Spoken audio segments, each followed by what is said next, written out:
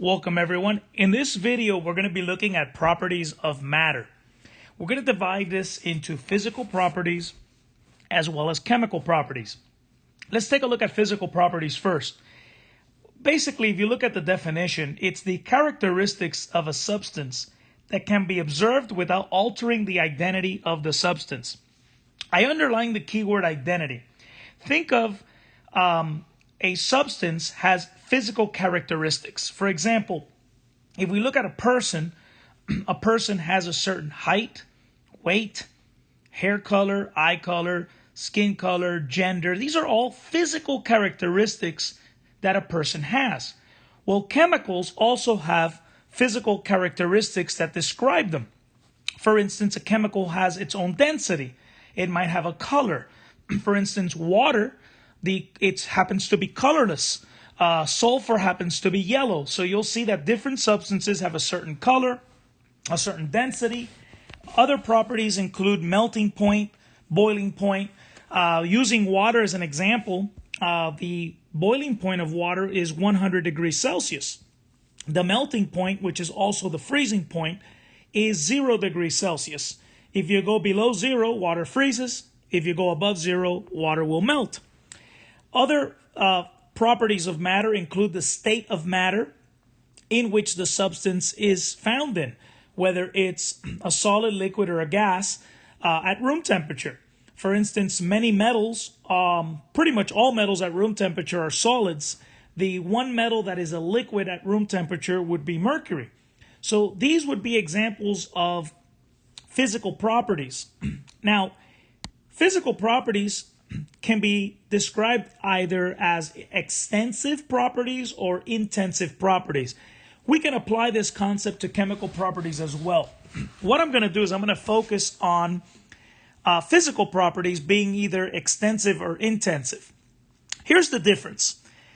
If the property is extensive, that means that it is dependent on the amount of the substance present.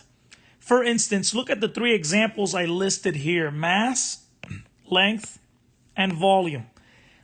If I add more of a substance, the mass will increase. It will also increase in length, occupy more space. Notice that mass, length, and volume will get altered if I change the amount of substance present. Okay? Intensive, and I want you to remember the word I here, means independent, the I for independent, on the amount of substance present. Okay, you could even think of it as independent on the amount of matter present. I have a few examples here. I put density, boiling point, freezing point, and we could even add color here. Okay, and I'm going to give you an example. You see, the density of water is about 1 gram per ml. It does not matter if I have 1 ml of water or a gallon or 50 mLs of water. Despite the amount of water, the density of water will always be 1 gram per ml. The same thing can be said about the boiling point, which is 100 degrees Celsius, or the freezing point, which is 0 degrees Celsius. It doesn't matter how much water I have. Whether it's a little or a lot, water will boil at 100 and water will freeze at 0. So when the property is intensive, the amount of matter really does not, it's independent. It doesn't really matter how much you have. Whereas an extensive property, it does depend on the amount of matter present. Now, let's take a look at chemical properties. Chemical properties are characteristics of a substance that cannot be observed without altering the substance. Meaning, a chemical property is something that the substance will change into something new. It will alter the identity of the substance. Some substances, like alcohols, gasoline, they're flammable. This is a chemical property. Also, burning. You see, if something were to catch on fire and either burn or is flammable, the substance will change in identity. Rusting is another example. I'll even add something called corrosive. Corrosive is a property that acids possess. It's a chemical property. Some substances are inert. Inert are like the noble gases in the periodic table.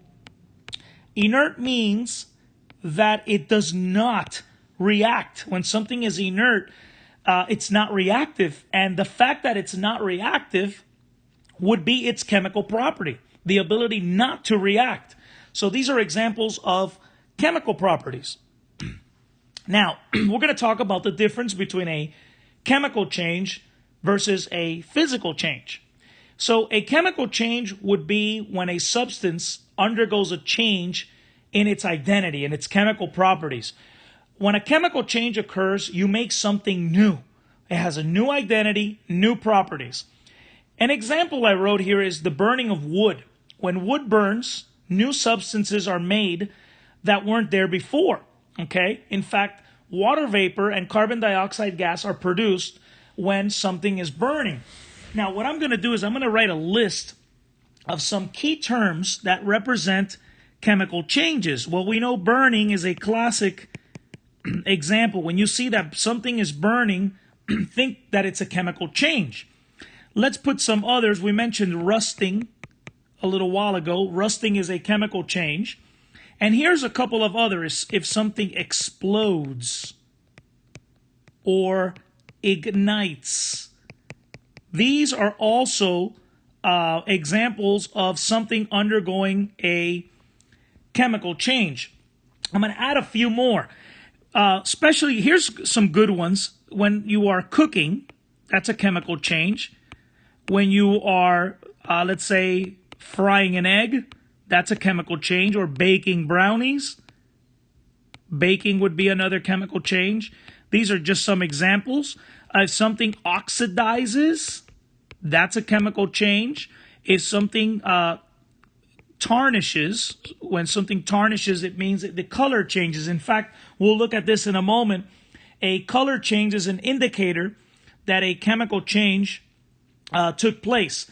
So if you see that, at a change in color, that's usually the sign of a chemical change. If you see literally that it says reacts with, that is a sign that it's a chemical change. The word ferments. Ferments is a chemical change as well.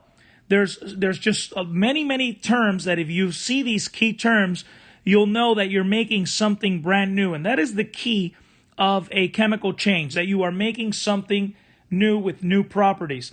Now, there are more terms. I just put a few here so that if you do get exposed to these terms, you'll notice that these are chemical changes.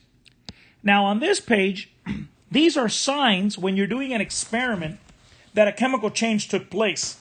The first one is a change in temperature. So imagine you mixed a couple of chemicals in a test tube, and all of a sudden, the test tube either feels hot or cold.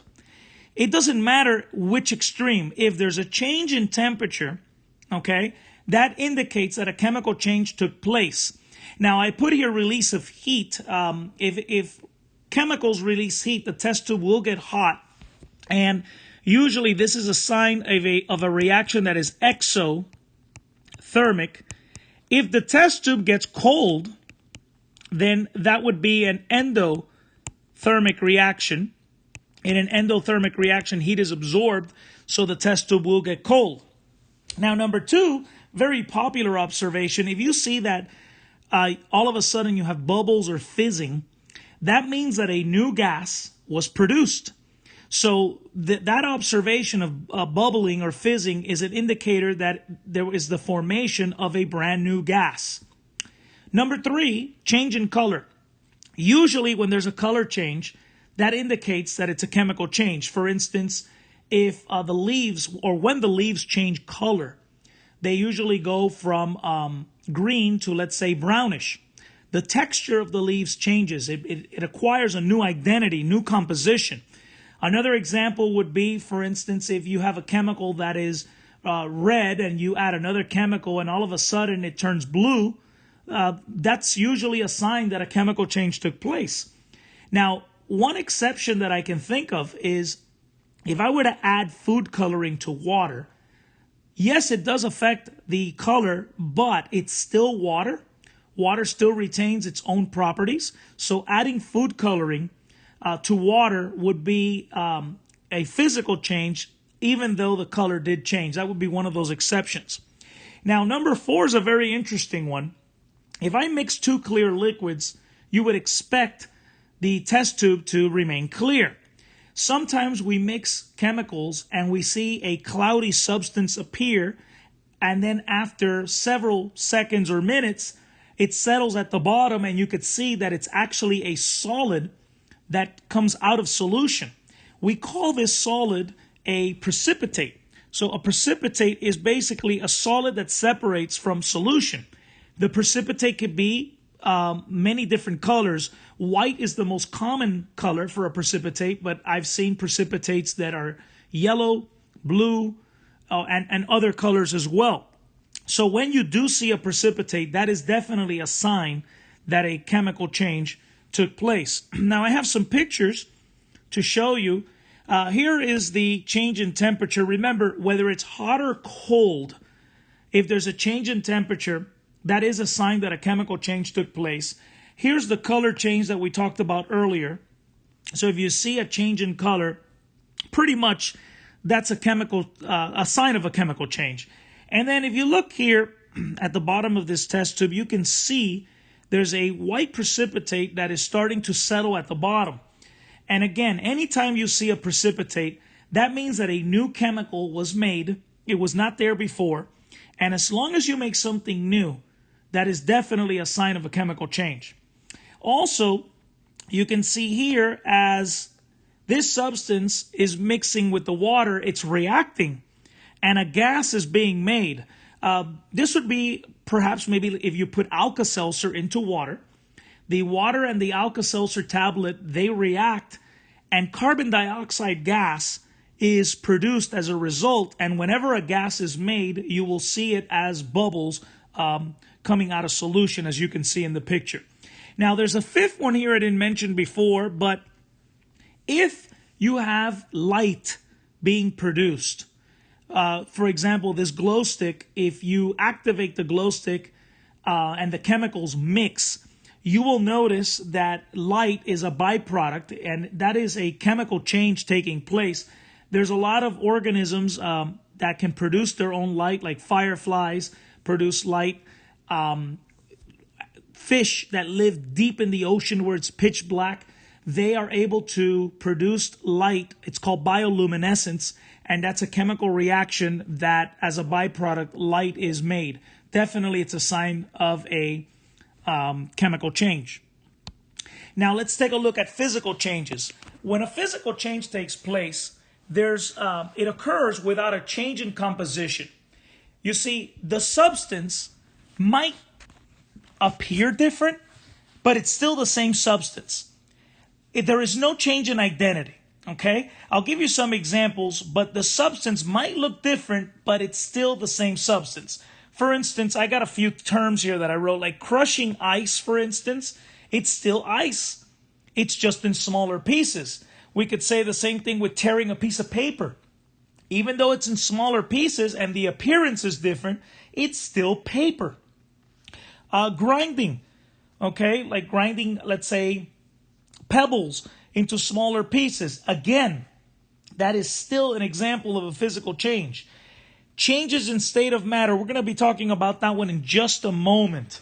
Okay, so I will tell you about that one. A lot of students tend to get that one wrong. They misinterpret a change in state of matter as a chemical change, when in fact, it's the same substance just altering in appearance, and it's actually a physical change. So what I'm going to do is I'm going to give you some keywords that are indicative of a physical change. Well, we got crushing, tearing, and grinding already. So those are some good ones. Cutting, if you're cutting something, that's definitely a physical change. Here's one that a lot of people don't think about. The word dissolves. Okay, dissolves has to do with something being soluble. Solubility, let me fix that here. When something is soluble, That means that the substance just spreads out in the liquid. It dissolves. So if I put sugar in water, the sugar doesn't get altered in properties. It just spreads throughout the water, but it's still sugar in there. The water will taste sweet because the sugar is in there. So when something is soluble, when something dissolves, that is a sign of a physical change, not a chemical change. Okay? Let's say you were chopping wood. Chopping would be also physical. Cutting a piece of paper, cutting your hair. Okay? These are just some terms that when you see them, you know that they are physical. Now, I'm going to focus on changes in state of matter, and I'm going to give you some key terms so that you can see that any term that I mention now will fall under physical change. We saw earlier that we have a solid, okay, and solids are very close together like this. Then you got your liquid over here, a little bit more spread out. And then you got your gas over here, which is very spread out. Now, here's what I'm going to do. I'm going to write some terms, and every term that I write here will indicate a physical change. So first, let's go from a solid to a liquid. That would be melting. Melting, okay, let me spell that correctly there. Melting would be a physical change. So if you're melting let's say a piece of butter, that's physical. The opposite would be going from a liquid back to a solid. So that is freezing. So when something freezes, that is also a physical change. When a liquid becomes a gas, we have some different terms that we can use. The generic term is vaporization. Vaporization means that you are becoming vapor or a gas, which is physical. You might hear boiling, which is more popular. Boiling is definitely a physical change. Or you might even see the word evaporation. If you see gasoline evaporating, that is physical, or water boiling, that is physical. Now, the opposite of going from a liquid to a gas is when a gas goes back to a liquid, and that's called condensation. So when something condenses, that is also a sign of a physical change. Now, let's do this. There is two more terms where you can go, let's say, from a solid straight to a gas. You skip the liquid phase, and that's called sublimation. So when something undergoes sublimation, or sublimes would be the term, you're going from a solid straight to a gas. An example would be dry ice. Dry ice is carbon dioxide going from the solid state straight to the gas phase. Now, we also have the opposite of sublimation, which is when you're going from a gas straight to a solid. And the opposite of sublimation is called deposition.